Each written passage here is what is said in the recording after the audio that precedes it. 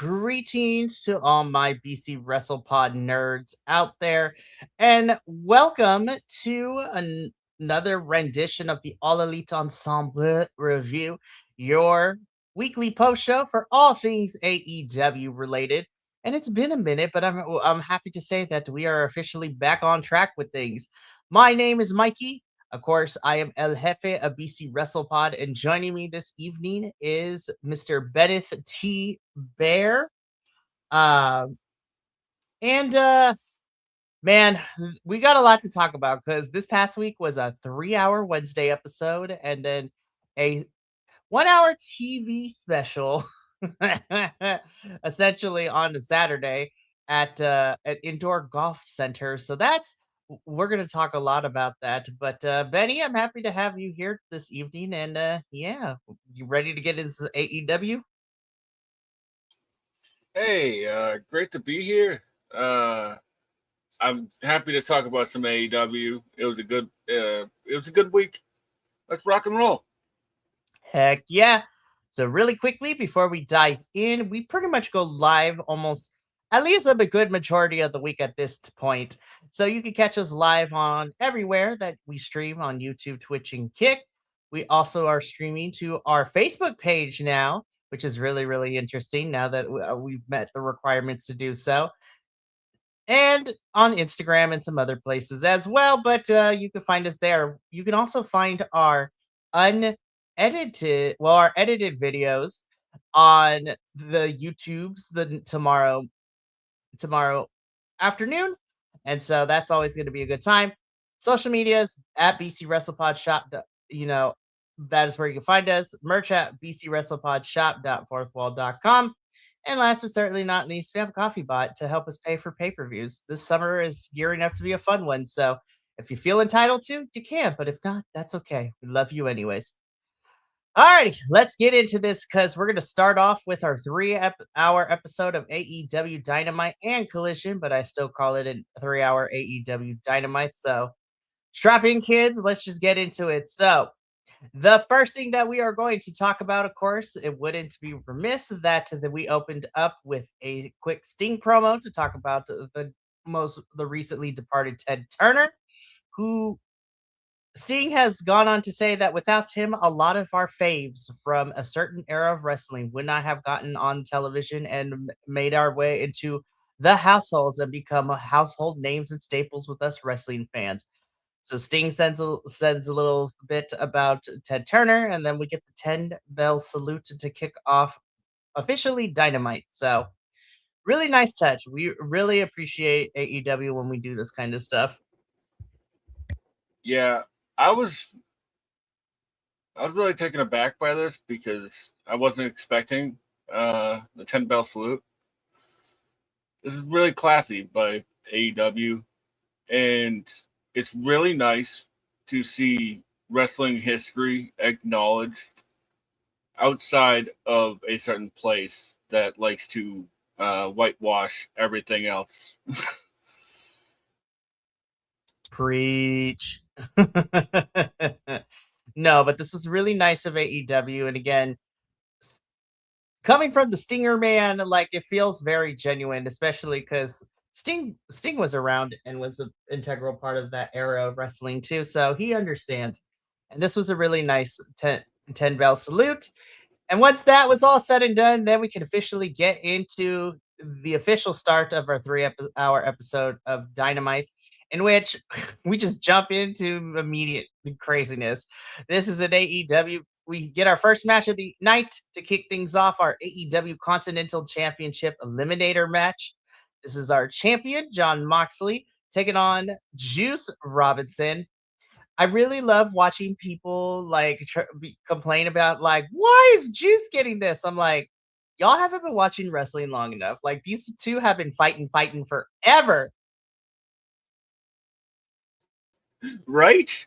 I was like, yo, Uh, pump the brakes. Why the hate? it's always something, man. It's always something.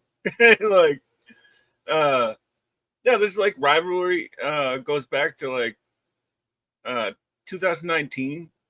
But over the NJPW United States title, or IWGP United States title, and it's actually sort of funny looking back, like how much they've changed, even just on uh, on the outside. Mox was wearing the little black trunks and the little shooter boots, and Juice was all wild man. you know, Seriously. Oh my looking goodness. like TJ Parker, but like Juice and NJPW was the epitome.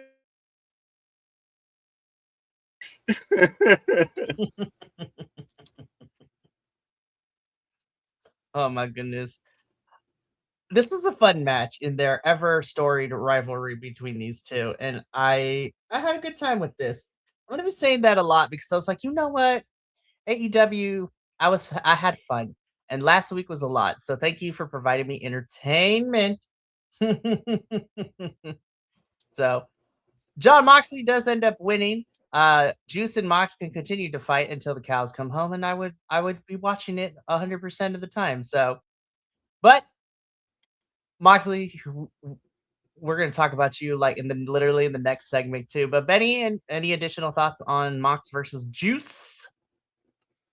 Yeah, I thought it was pretty funny because they were throwing some loaded shots, and Mox right underneath the right eye and just popped him open, and that thing was swelling up by the end of it. You telling me about it? Jeez Louise, man. Y'all brought it. Like I said, Moxley wins against Juice this one. And well, let's just get into it because Moxley was not quite done this evening because oh no, we get a backstage like montage training session where Mox is like getting Will Ospreay and is getting him to train with the Death Riders. And like, you know what? Let's just talk about it now, right? Because this is I am enjoying with what I'm getting with this story, especially as someone I feel like as a fan, I am getting rewarded because I am paying attention to what is happening here and as well as other places that Osprey is showing up in, especially in the last couple of weeks. And I feel we're Hmm, setting up for some really fun stuff come Forbidden Door, especially, now that Will hmm. Osprey is a champion over in New Japan. Uh now, so which is great. That match was a lot of fun. Also, we're gonna talk about you Yeah, a it little was. bit, Andrade, as well, because you also came back to AEW with some gold around your waist, and we're gonna talk about that. But I think we're getting some really fun stuff. I bring this up though because people are like, "What's the story here?" I'm like, does there really need to be something that kind of deep? It's just like Osprey thinks that he could step up his game with the Death Riders, and then the crisis of conscience will come a bit later. That's what's honestly that's how I'm feeling about this story. Will's gonna have to decide if he's a Death Rider or a United Empire member, or who knows? Maybe they'll like disown him both. Because let me tell you, our current IWGP champion, Mr. Callum Newman, has been firing some shots at Will, and Will has done some kind of heelish things recently in New Japan. What over the last couple of weeks too. So I feel like I'm being rewarded. I wish people would. We're far enough in. I wish people would stop shitting on this. I was just like, guys, like, be patient. Like, will it turn out to be something? I hope so. But if not, I'm enjoying the ride. The funny thing is, like, this isn't just like a side rant about wrestling fans, but like, it's a weekly television thing, right? Like, so story beats are not going to make all the sense in the world every single time. It's gonna, but by the end, you're gonna go, oh, that's what he meant by that. And like, I think I cracked the code on this one, but I'll tell you that one later because I don't want to spoil anything. And Ooh, goody. I cannot wait. But yeah, more backstage training with the Death Riders and Osprey. So very interested to see how this one's gonna go. And you Hmm, know what, AEW? I give you a little bit more credit because you are slowly starting to put these Double or Nothing matches together. So, but do have beef with one of them, but not because of who's involved. But I was just like, that's what we're doing. Okay. Anyways, Yeah. moving on. Double Jeopardy match.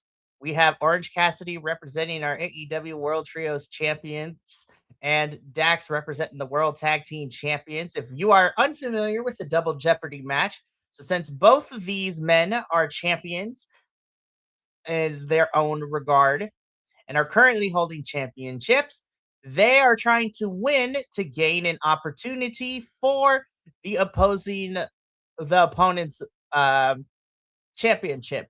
So if Dax wins this match, FTR and Tommaso Ciampa get a shot at the AEW Trios Championships. And if Orange Cassidy wins, the conglomeration get a shot at the World's Tag Team Championships. The match itself I thought was fun enough. Of course, we got some shenanigans and some tomfoolery, but good old Orange pulled it out, man, and the conglomeration get a shot at the World Tag Team Championships. And lots of fighting. Lots of fighting. Everybody spilled out. I was like, whoa. The girls are fighting, as you say. Right? Yes, the girls are fighting. The story in this match I really, really enjoyed. And that, like, Dax was sort of on the offense. On the defensive, rather. I take that back. In the first half of this match. And then he targets the arm of Orange Cassidy after Orange had blocked a couple chops and then hit Dax with a Superman punch right before the commercial break. And then Dax, like, just starts taking away the arm, so he takes away the Superman punch and gets the advantage. And Orange Cassidy, ever being the clever boy he is, found a way to navigate around that. And I was expecting a dog pile after the match, but I was not expecting it like directly after the 3 count. Oh my gosh, like we didn't even get a chance to breathe with Orange winning. Orange wins and bam, everyone just swarmed the ring. I was like, oh my gosh. Lots of things happening. But conglomeration gets a shot at the World Tag Team Championships. Don't know if that's going to be anytime soon or after Double or Nothing, but hey, you know what? We are 2 weeks out, actually, which is crazy to say. We are 2 weeks out from Double or Nothing, so very interested to see what comes up with that. All right. Yeah, I just thought of something, right? Yes, sir. Like, what you got? If the conglomeration won the tag team title match, right? The number one contenders, you know what I'm saying. And whoever comes out of that match at Double or Nothing, do they have to uphold that? like that's true. That was with them. Say, like, if Cage and Cope walk away with it, you know. I don't know. Either way, let's keep going. Alrighty. Well, let's keep going because after this match, oh my god, Renee was me. I was just like, was not expecting all of that, but Mina and Harley are looking for answers, and they will fight Sheeta and Stat later. That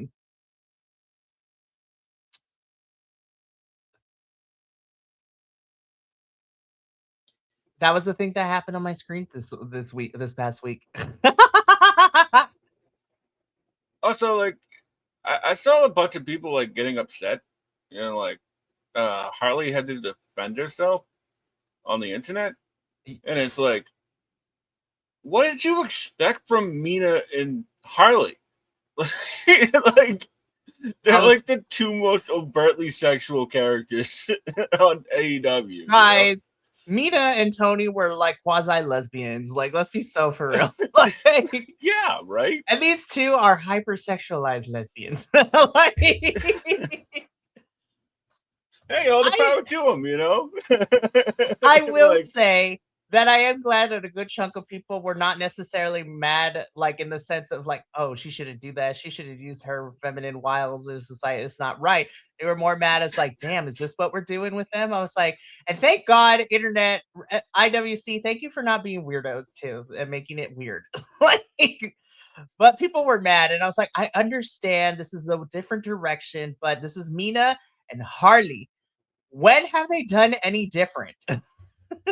I know, right? Like, they're over the top characters. Like, what did you want? You know, like, you just want like a backstage promo and they just walk off. That would I'm like, suck. it's Mina and Harley. They have to work with what they got, especially that Tony is gone for the for now, and then we're moving people around. So it's just like, you know what? I'm not mad at it. But this was a promo to hype themselves up for their match later in the evening against Hikaru Shida and Chris Statlander. And this was the thing that happened. I was entertained and I loved it. But we carry on with the show because right after this promo, guys, we hear from Jericho. This went on a little bit longer than I thought it should have because of the what is happening, but we are, and we're gonna get into this a little bit later when we get to Fairway to Hell, you know. But it seems that we are going, if I read the situation correctly, are we possibly getting a 7-on-7 stadium stampede match? Because I'm like, good God. Indeed, it sounds what's happening. Uh, Spoiler alert: seems like the Elite is involved. Um, Yep. We're gonna talk about but that phone I call. also agree. I was like, why did this take so long to challenge each other? Like, it didn't need to go this long. We we went around the block a couple of times for them to hit the main point. Ricochet still thinks that Jericho shouldn't be here, and so him and Gates of Agony are willing to continue to beat him down. And essentially, this is set, and the Hurt Syndicate come out to save Jericho. And then again, we'll talk about it a little bit more in depth when we get to Fairway to Hell. But yeah, we are slowly building our Stadium Stampede match, which I'm excited to see what kind of shenanigans happens in New York. I'm also interested because it's Stadium Stampede. Can you have Stadium Stampede without blood? Especially the New York Athletics Commission is very stringent on that. So we'll find out. Also, like, I'm really interested to see how they'll get around like all the cinematic stuff. Like, this is going to be the first ever Stadium Stampede that's going to be live, Mhm. so that should be interesting. I'm here for it. It's gonna be fun. It's gonna be car crash. 7-on-7 is crazy. But It's hey, also I'm here for wild it. that like uh, the Elite is on Jericho's team this time. What a 2026 we live in, I swear. AEW 2026 is just continuing to surprise me like every week. And honestly, I'm not mad. It's very interesting. Hmm. Speaking of surprising me, first of all, Brian Keith, I do miss the hat. I'm not gonna lie, but I really dig this look that we going on. Like, yes. Now, do I wish we Yeah, give you more wins? Yes, but yeah. This definitely surprised me because I didn't even know this was on the card. Because of I course, don't think anybody did. Tony was literally like 30 minutes before the show began airing. Tony just dropped everything on like social media, be like, we're gonna have this match and that match. Because going into it, we only had 4 things scheduled. And then we got the rest of the Dynamite Collision 3-hour card. Like as we were getting into the hour, Tony kept just dropping the graphics, and I was like, "Love you, but God damn it, Tony." It's like sometimes I'm like, is he booking from who he brought into town? Like, Hey, you know what? Sometimes I feel like that, but honestly, it's things like that that gives us matches like these because I hmm. really liked this match. I thought it was really solid. Yeah, I'm not complaining about it. I just thought it was funny. Um, Brian Keith is one of my favorites, so I'm never gonna complain about a Brian Keith and Okada match.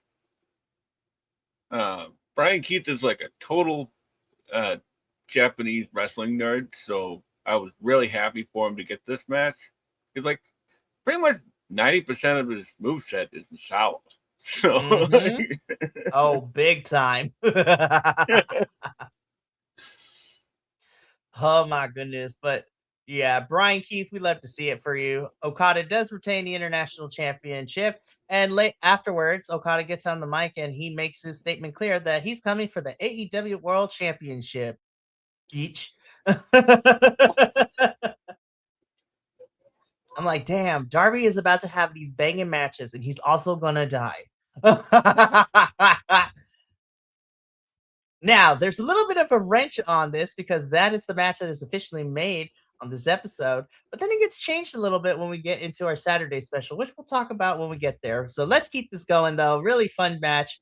And the hits keep coming for us because the Ops are not happy with Ospreay choosing to ride with the Death Riders. And Joe's like, I'm going to extend my hand one more time. And if you do not accept it, then we're going to be throwing hands the next time we meet. Which is also a really interesting wrinkle. I'm like, damn, the Ops got beef with Ospreay. Ospreay got beef with everybody, and I'm kind of here for it. Yeah, this was interesting. I don't know where it's going, but I'm here for it because it's Joe. So, and I'm happy to see Bowens doing something. Same here. Also, hi Shibata, I love you. Oh yeah, I will never complain about seeing Shibata. Easy on the eyes. Yes, we love you, Shibata bread. Anyways, so we're gonna see because we'll be beefing with everybody, and I'm okay with that. All right, let's get into this one. We got Dina Shirakawa and Harley Cameron versus Hikaru Shida and Chris Statlander. It was a match that happened. And I say that because it was a match that happened. I thought it was good. I had a good time with it. We all knew that Shida and Stat Daddy were going to win, so I was like, poor Mina and Harley. Yeah. This one was never in doubt because you got two former AEW women's world champions, and they seem to be pretty unstoppable right now. 8 minutes ain't it though. 8 minutes ain't it. No, and that's what I'm getting to. I was just like, I was gonna be entertained anyways because I love these four. But 8 minutes ain't it, dog. It's a no. That's a yikes for me, dog, as the kids say. Man, I really like the dynamic between Stat and Shida because they're keeping you guessing about like, what exactly is going on. Because Shida's acting heelish, so is Stat. And Stat seemed remorseful for having to put Harley down at the end. But she was also acting heelish. So it's like, you just keeping the mind going, you know? Everybody's like, these four are like being Oprah. It's just like, I'd be like, you're going to be a heel, and you're going to be a heel, and everybody's going to be a heel. Oh my goodness. I love these four, but Tony Khan, 8 minutes ain't it, dog. Like, literally, you heard me complain on a WrestleMania post show. It's just like, the women's matches there were short enough. And I was just like, we need room. Listen, AEW, you're supposed to be better than that. Give the women more matches and more time. But, whatever. They could go on all night. But, for real. Stay tuned for our special podcast episode. Yeah, right? Which will also be longer than 8 minutes. That part. Be like, facts? Alrighty. Girls, I'm sorry. I wanted better for you, but we got to keep this show moving, though, because we got a lot to talk about. I'm very interested that Swerve and Bandito is now a thing, and I'm not gonna lie. I'm not gonna complain. I'm here for this. Swerve wants to come after Bandito because Bandito is the most wanted man in AEW, which then also prompts Bandito to respond to this, and he's like, I am the most wanted man. Swerve, come fight me. And Brody King's like, bro, you gonna come after my hermano? We gonna fight. And I was just like, Oh my God, Bandito and Brody and Swerve like intersecting each other. Yes, let's go. I like this because Swerve seems to be like a cartoon villain right now, and like he's sort of like circling Brody King, and he's just like, what can I do to hurt him? I'll take out his best friend. And I also did find it very interesting that they're not putting Swerve in front of the crowd right now. They're Mm-hmm. just keeping him backstage so that way he can be a menace without the crowd cheering for him. Mm-hmm. Which I think is smart right now because everybody loves Hmm. Swerve. So, oh man, I'd be really excited to see. Well, we'll see. Depending on what happens this Friday at Supercard of Honor, I could see Swerve and Bandito fighting. And I don't know if we put the ROH Championship on the line, but hey, I'm not going to complain about Bandito and Swerve at Double or Nothing this year. So should be fun. Should be You're fun. just looking right past Blake Christian, huh? I mean, okay. Benny, I'm gonna be so for real. Hey, you know what? Swerve and Bandito doesn't need to be for the title either. I would love to see Blake Christian get this championship. I just don't think it's going to be at Supercard.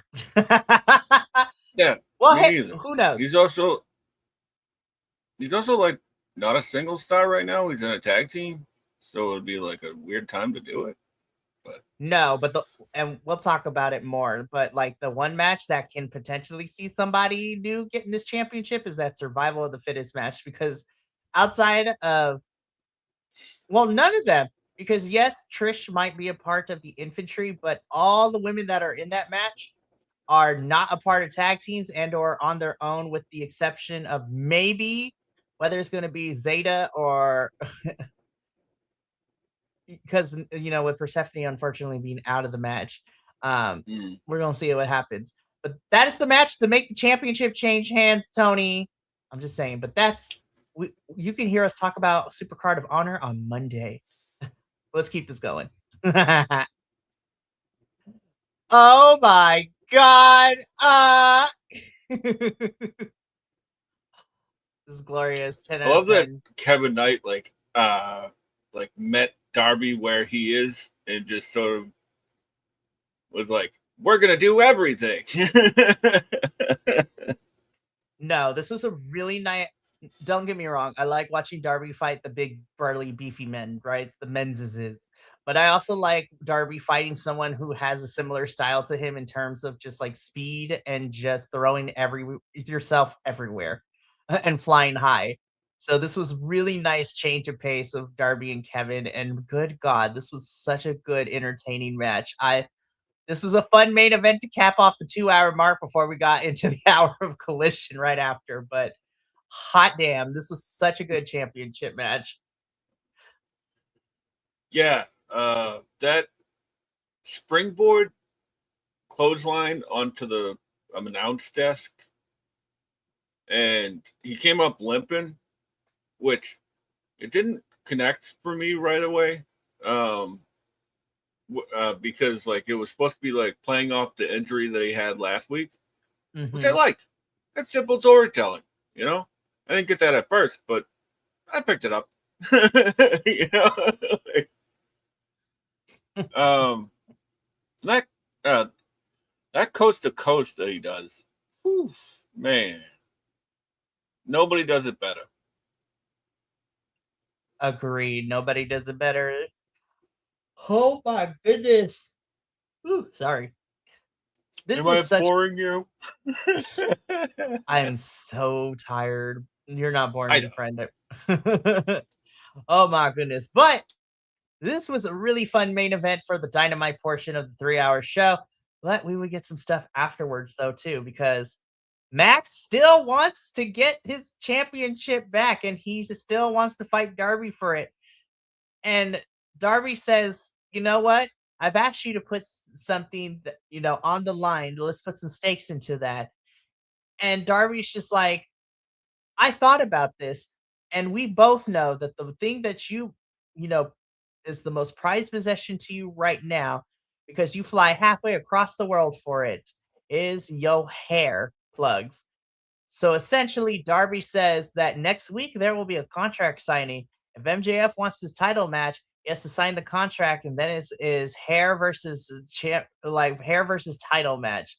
So I'm like, interesting stipulation. So Max leaves, but not before Okada makes his intentions known that next week it's going to be Okada and Darby for just randomly on a Wednesday night on Dynamite for the AEW World Championship. I'm like, oh my God, Darby is about to go on this great run of just fighting like some really great talent. Holy shit. So yeah, interested about what interested about the hair versus title for MJF and Darbs. Not gonna lie, gonna be interesting to see what happens on Wednesday tomorrow night. Yeah, I'm here for it.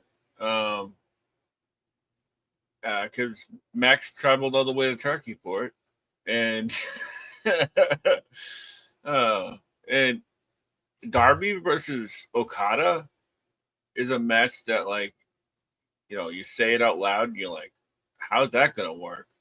Mm-hmm. But but then you're like, oh wait, Okada's a great bully, so he's going to. Uh, Darby might be surviving by the skin of his teeth, as they say. Yeah, Darbs is gonna have his work cut out for him. He's still gonna have his work cut out for him, but we'll get into that once we get to Fairway to Hell. But this was a really fun way to get into that 2-hour Dynamite mark. Now let's get into the remaining hour of this long Wednesday episode, because after this little segment, oh my God, run it back and then some. Yeah. Can we put a title on AR Fox now? Like, I feel like he's paid his dues and his penance enough. And you know what, though?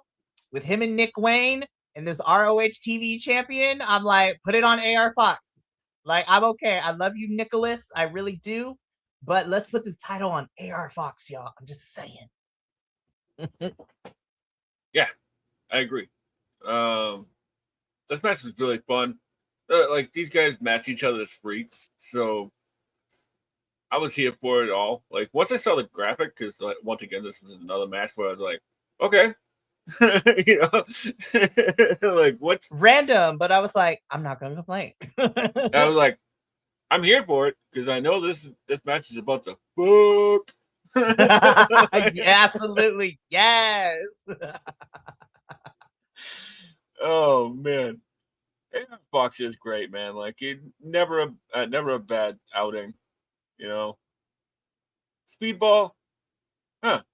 Speedball and Jet is there's sort of a slow burn that they're doing with them, and personally, I wouldn't mind if it wasn't Kevin Knight who turned. No, I would be okay with that, honestly. I think Kevin has the Mm. propensity to be a better heel. Not to say that Speedball can't, but Yeah, like, well, that's my thing is that, like, most of the time on the indies, Speedball's sort of a heel, so like, Mhm. we know what we can get from him, and right now he needs another level, so that might help. I agree with you. But this match was fun. Speedball comes out with the win.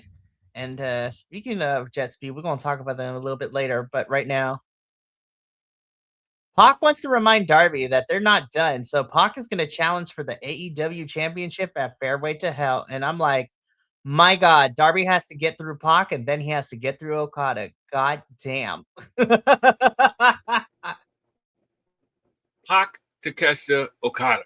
It's Oh like, my God. dude. Spoiler alert. We'll talk about the Takeshita in a little bit. They're like, what do you mean? Well, let's go in chronological order. But yeah, at this It's point, because this is Tuesday. still We know. They know. yeah. So okay, let's just get into it, and then we can talk about it again. So it's Pac Fairway to Hell, and then originally it was going to be Okada, but Okada had to go back to Japan, and according to reports, it is a legitimate family thing in Japan. So instead, it is going to be Takeshita, and then it's probably going to be Okada when he comes back the following week. I'm like, my God, Darby has a long road to Double or Nothing. And who knows what else they're going to do to Darbs. It actually sort of works better for me personally because we've seen a lot of Okada lately, and we have not seen a lot of Takeshita. No, because Takeshita have been a busy boy over in New Japan. Yeah, like Takeshita, in AEW, just showing up and pointing at people. Like that's it's all he's doing, you know. Love you, Take, but like no. Be like, we get to see you fight Darbs, and that match is gonna be fun. But yeah, Pac is ready to get that championship for Darbs, and I'm like, oh my God, he's gonna die, and he almost did. Came pretty close. Came pretty close. Anyways, let's keep going because girl, Scott, this picture though, be like, I love this. But yeah, this was also another one. I was just like, okay, like we're keeping the Triangle of Madness, and you know, the girls who've been fighting the Triangle of Madness, I don't know, since freaking Blood and Guts. I was like, damn, we keep just putting anyways. Jamie Hayter versus Sky Blue. I thought this was a really solid match. I love me some JD Hayter. I think Sky Blue is fantastic. And whenever she's ready, Sky Blue for TBS Championship, please. Strap this woman up. But yeah, Jamie Hayter versus Sky Blue. I thought this was solid for both of them. Definitely continues to get Jamie Hayter some matches. And you know, she still be beefing with the Triangle of Madness, so she takes on Sky.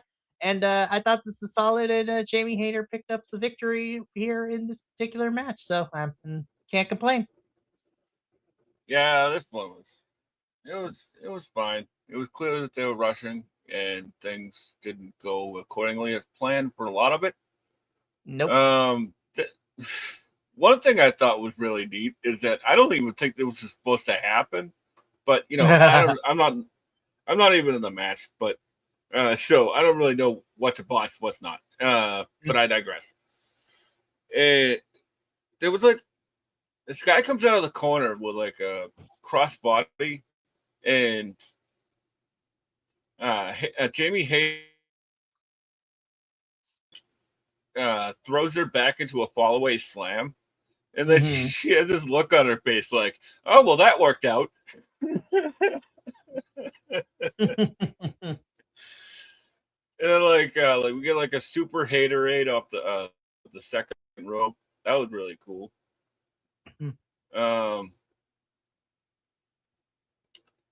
And then more gesturing from the crowd.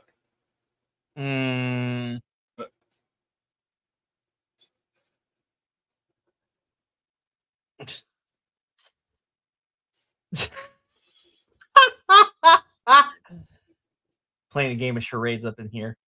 That's what they were doing.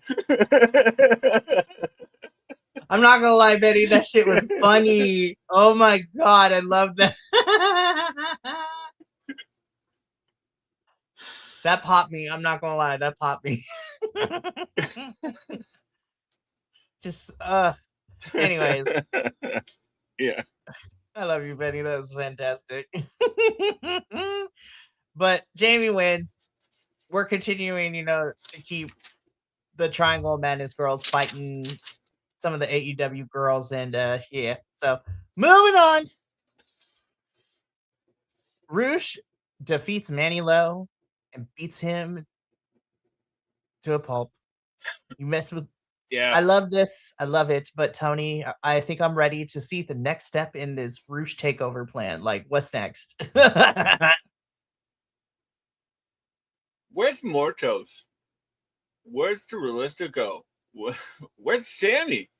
That's what I need to know. I'm like, where the hell is the rest of LFI? And currently, where the hell is our ROH tag team champs? Like, that's what I'm saying. Like, Sammy and Morto still have the belts. There's like a whole division down there just fighting each other over nothing. Not even a number one contenders match. Like, the What is happening around here right now, man? I What don't is know, happening? but I'm ready to see the next step for Roosh because I'm like, I think I've seen enough squash matches. Let's give him a proper feud because I feel like Roosh deserves it. He is over with the crowd. If if Revolution showed anything, the crowd loves Roosh. I am ready to see what is next for him, please. Yes, I love So Roosh, please. and there was a really good video package on earlier in the night on Dynamite that included some of the ROH footage from his run as ROH champion back in the day, and Mhm. the guy is great.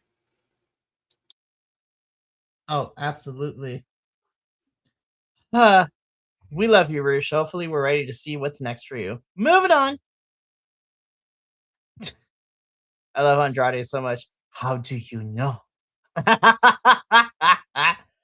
So, Don Callis family is celebrating because Okada retained his international championship. Takeshita is out here. Andrade is now the IWGP Global champion, and Mark Davis is about to have a match against Jungle Jack Perry at Fairway to Hell for the AEW National Championship. So all is right in the Don Callis family, or at least what he thinks is all right.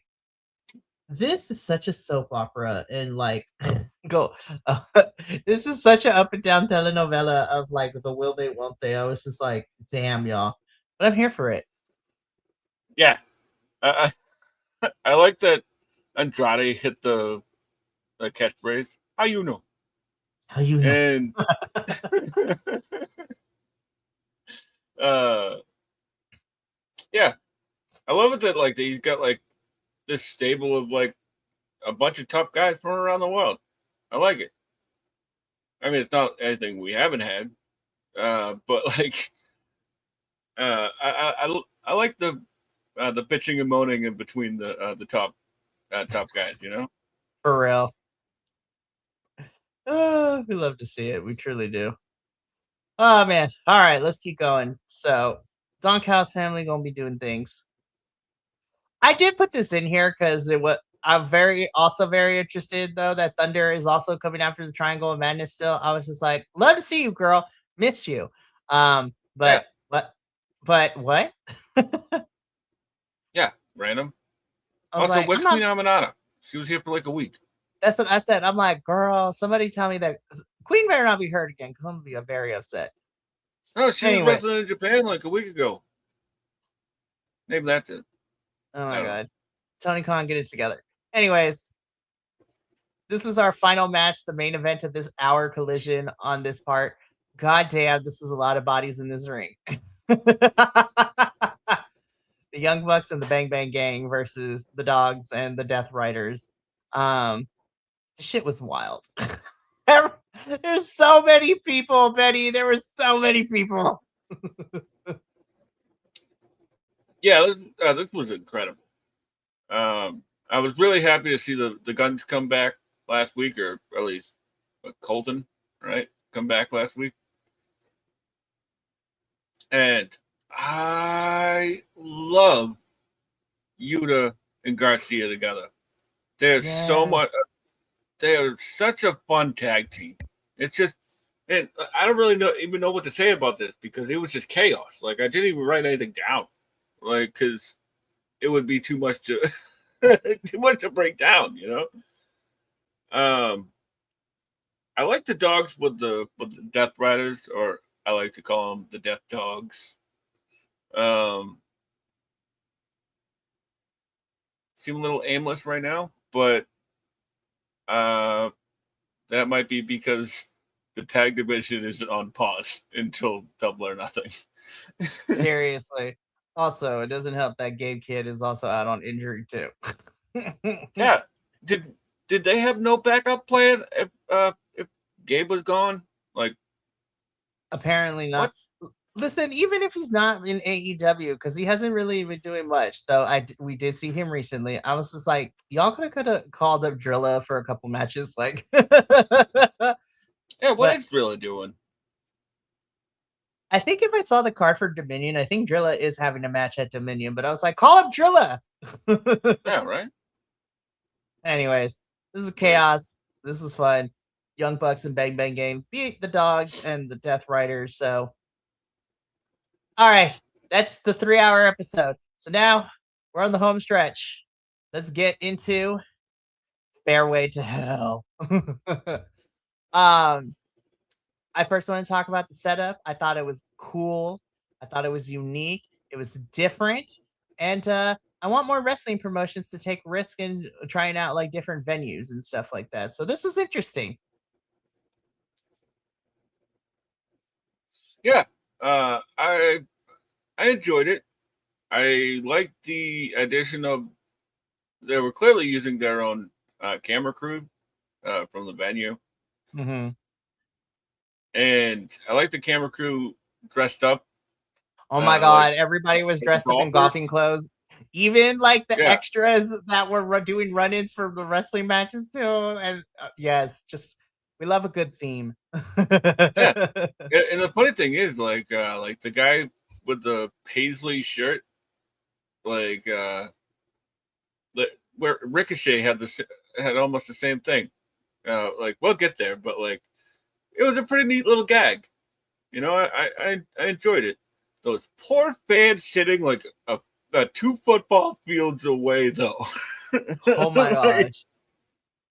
I was like, like, I understand we couldn't put the wow. ring in the middle of this like indoor golfing thing, but like, come on, y'all.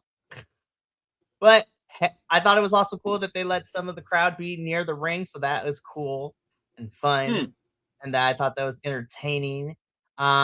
But yeah, let's get into Fairway to Hell because this is an hour special, and we kick things off with our AEW National Championship match.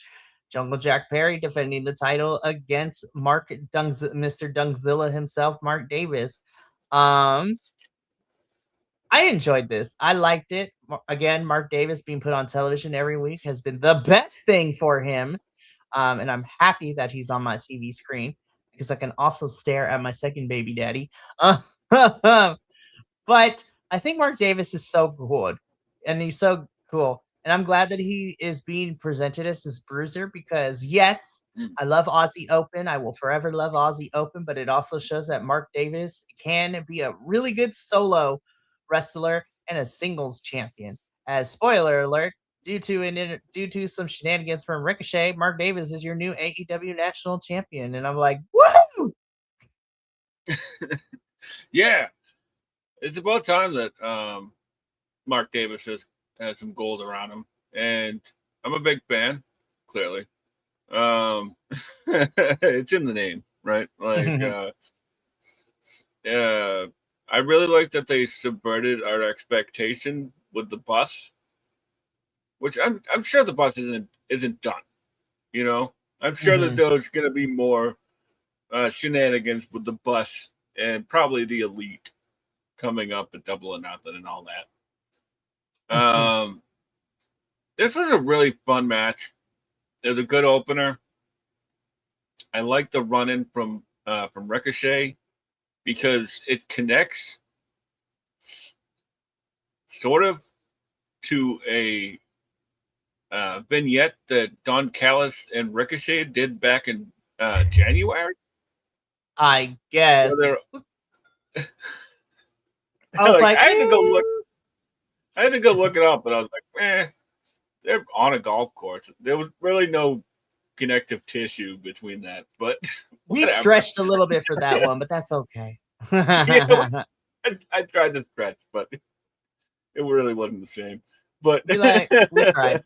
But yeah, Mark Davis is our new AEW national champion, and Jungle Jack Perry is not very happy about it. We see him backstage getting off the phone, and Jungle Jack Perry is tired of Ricochet sticking his nose in his business, so he's gonna fight him in Stadium Stampede. And this is where we get the biggest shock to me is like I called some friends. So at Stadium Stampede, it's me and I called in some backup with the Elite. So the Young Bucks and Kenny Omega will be in Stadium Stampede. I'm like, in the words of JR, good old Jim Ross, my God. I'm like, Kenneth, please don't die. I like it. It sort of keeps the ball rolling with Kenny. The Bucks. I'm happy for it. Like it's gonna be wicked fun. They really be holding this tag team division up until after Double or Nothing. Really? Let's just call a spade a spade. I am excited to see this Street Fight I Quit match between FTR and Cope and Christian, but I'm also very happy that by the end of this, either Cope and Christian will be champions or they break up as a tag team and we will be no longer holding this tag team division hostage. Oh man, right? It's like a whole entire pregnancy. It's a whole entire pregnancy, and I was like, I need this baby out now. It's like, I'm glad we got Brodito in the meantime last year, but like this has just been on repeat. It's a breath of fresh air. For almost but once a year. FTR got those titles, I was just like, all right, running back, the greatest hits apparently. All right, well, it comes to an end in 2 weeks, and hopefully we can get back on track with this tag team division because I'm like, good golly gosh, you guys. But yeah, if it is true that it is going to be a 7-on-7 for Stadium Stampede, that is 14 bodies and shenanigans and tomfoolery and some creative things because unless things have changed, how you not gonna bleed? Because we are in New York and the Athletic Commission in New York is a big stickler and they're like big no on blood. Anyways, we must keep it rolling though because next up this is where we kind of try to put the connective tissue. Although I also love that Renee is dressed up in golf gear as well. It's really fantastic stuff. But for Stadium Stampede, it's going to be the Demand and a couple members of the Don Callis family. I'm like, oh my god, this is about to be chaos, and I'm here for it. Yeah, I like that they left it on sort of a cliffhanger. Where they're like, yeah, we'll go talk and figure out who's the other one. And it's like, ooh, who could it be? Because there's like 97 members of the Don Callis family right now. So for reals. Hopefully it's Wardlow because the American. I don't know if Wardlow is cleared with injury. Is cleared. Who knows? We'll see. Yeah. God. I love you, Wardlow, but damn, we need to you need to stop getting hurt, bro. Anyways, let's move on. The goddesses themselves, the Divine Dominion, have a squash match, and they are still dominant, which I'm like, cool.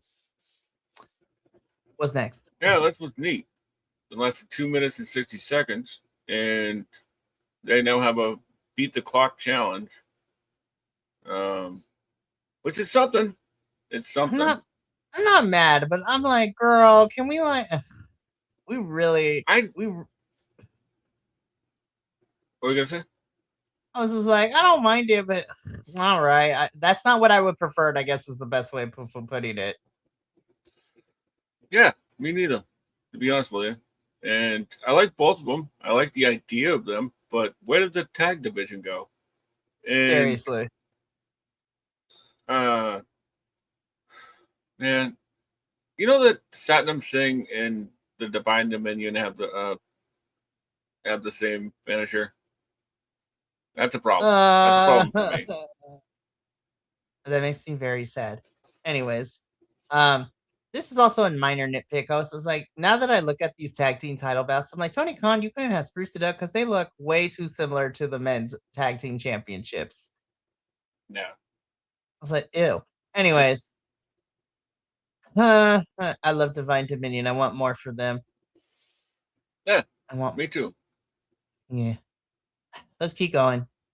Yeah, please. Takeshita is about to murderize Darby, and I'm here for it.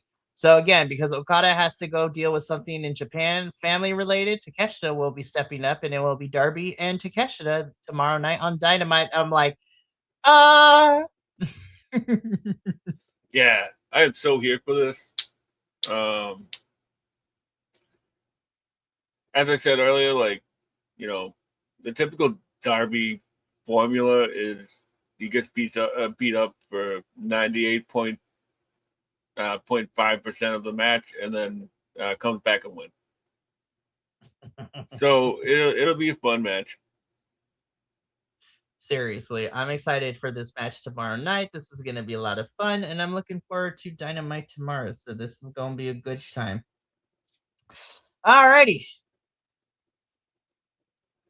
Speedball Mike Bailey wins a match against Kieran Gray, which I love seeing more of Kieran.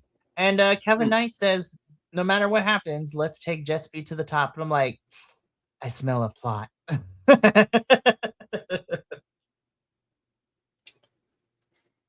Yeah.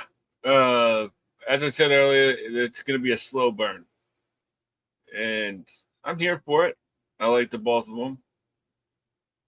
So let's do it, Kieran Gray's pretty good. So I was here for this. Yeah. Moving on. I mean, there's nothing else to really say about it.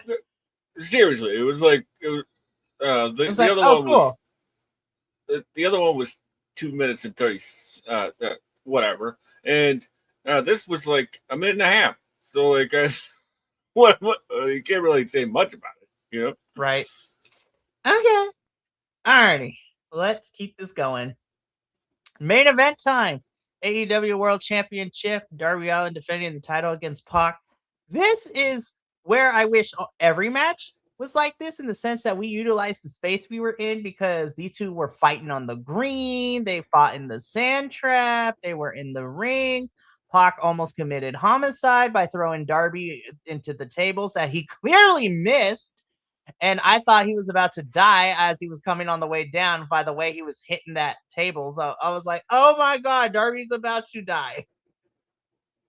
Which, I mean, it's like every Darby match, but I legit thought, oh my God, he is actually going to die, because he missed those tables, Benny. He did not land on those things correctly. And I was just like, oh my God. Yeah. I understand that they put up like 4 tables to like widen the berth of his falling. He missed. But like, oh my God. Like, the angle that he was coming down could have been so much worse, because he broke one of the tables, but I thought his head was about to go smack. Like, he was going to, not to compare other promotions, but I thought he was about to pull a Sol Ruka, but like 10 times worse. If anybody has seen Sol Ruka, is like the way that she did not get through both of those tables, and the back of her head smacked one of the tables as she broke through another one after Zarya threw her off of the top of the bird's nest in the performance center. I was like, Darby is either going to get stitches or he about to be in concussion protocol, and I am not liking either odds. But Darby, it seems to be okay. He finishes the match, and he is still our AEW World Champion. But yeah, that spot was insane. I thought Darby was going to die, like literally. Yeah. And I just want to gush about Pac for a second, because, oh man. First off, like in the backstage promos, like he's switching it up with looking like Mickey from Rocky, right? Or just like a gym rat, a gym rat from the 1940s. And then like when his new gear, looking like one of the Hearts. I love it.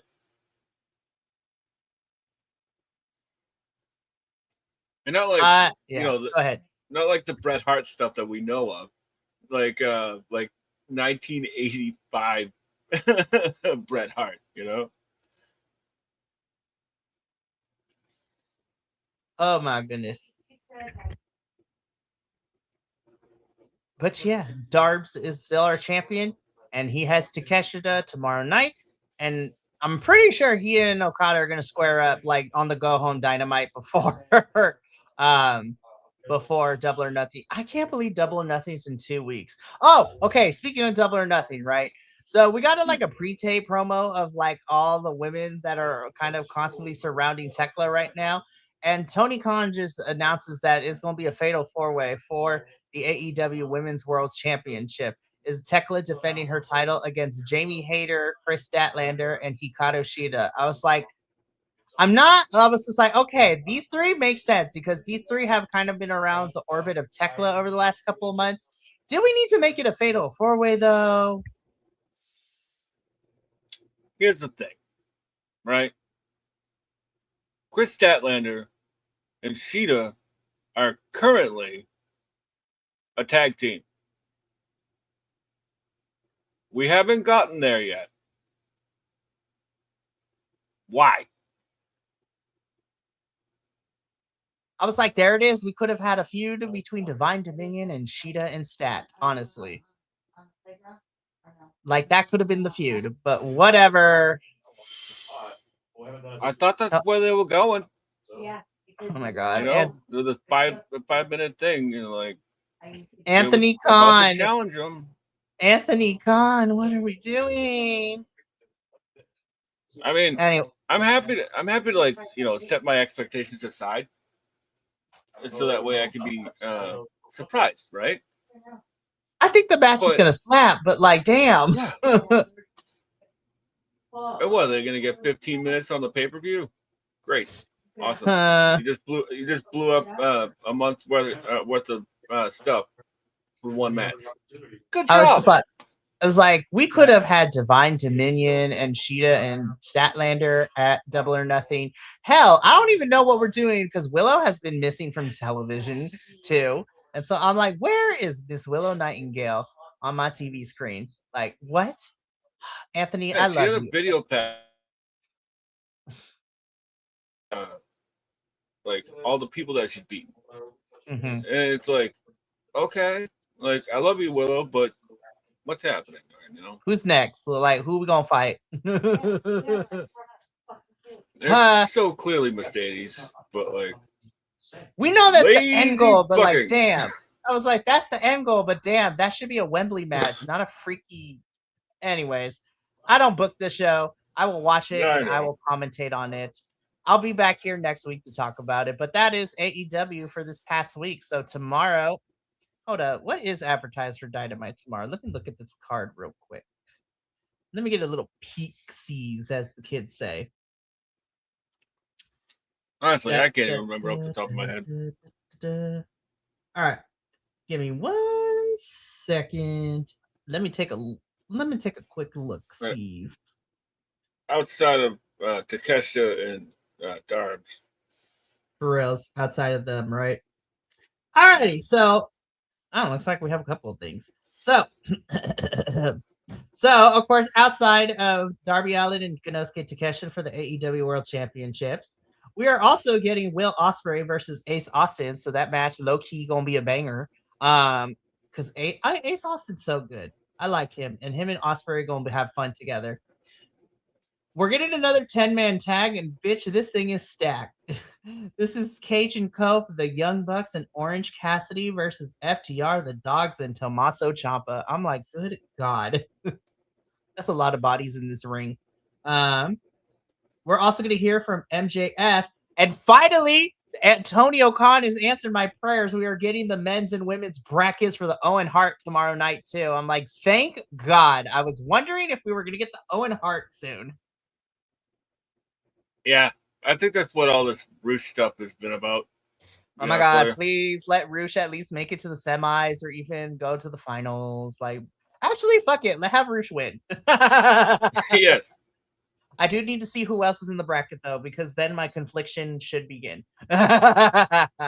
Yeah, like, I saw somebody today just like, who do you think is going to win? It's like, I ain't saying nothing until I see the brackets. I need to see the brackets, and I'm hoping that the way that we do these matches, Tony Khan, is better than last year, because we would have matches and then we went like 4 weeks without no matches. I think that's why he probably waited till the middle of May this year to announce the brackets. So tomorrow night we'll see who's in the Owen Hart, and if the stipulation is still going to be the same like last year, where the winner gets a match at Wembley this year. So we'll see what happens. Anyways, indeed, that is it for us here at All Elite Ensemble. Well, thank you for tuning in to our AEW post show. Uh, this is a bit of a shorter week, so tomorrow night is we will be wrapping up this week. Super busy on my side of things and very short week in terms of streams. Tomorrow night is NXT and CMLL respectively at 5:30 p.m. Pacific and 8 p.m. Pacific Standard Time. But next week is going to be a jam-packed schedule because on Monday, usually we review Ring of Honor on Saturdays, but I want to give us time to watch the pay-per-view and not like watch it like 24 hours before we're supposed to go on. So next Monday, the Benny and I will be here to talk about Supercard of Honor and to see what goes down with all of that. We have AEW next week, NXT, CMLL, TNA, and some other stuff. And we are 2 weeks out from Double or Nothing, so these matches are slowly coming together. So we're going to see what the final card, Double or Nothing, looks like. But from all of us here at BC WrestlePod to you at home, remember, take care of yourself, love one another, stay iconic, and more importantly than anything, you always deserve to finish your story. I'll see you tomorrow for NXT and CMLL, but until then, sayonara, adios, and until next time, peace.